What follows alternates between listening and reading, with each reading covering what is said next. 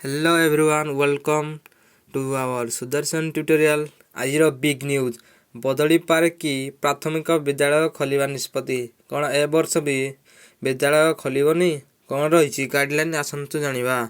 रमारमण महांती गणमाध्यम कहते जे राज्यर आउ एक ओमिक्रॉन संक्रमित चिन्हट होती विद्यालय खोलिबा निष्पत्ति बदली पारे। ए दिगरे सरकार ठीक समय ठीक निष्पत्ति नेबे बोली से कहते। आसंता 3 रु विद्यालय खोलिबा बोली गणसंख्या विभाग पक्षरु घोषणा करा जायथिला।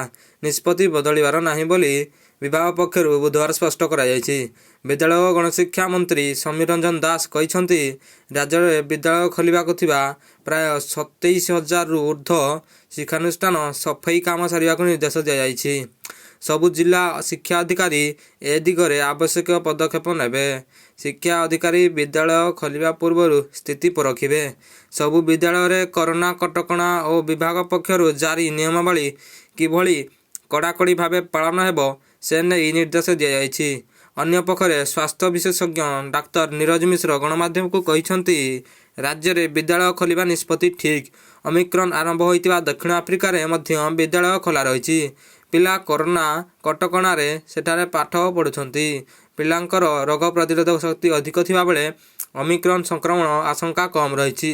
सरकार निष्पत्ति ठीक अच्छी बोली से कहते। मु जानी भिडियोटी जदि आपंक हेल्पफुल होइतिबो तेबे चैनल को लाइक शेयर एंड सब्सक्राइब करंतु।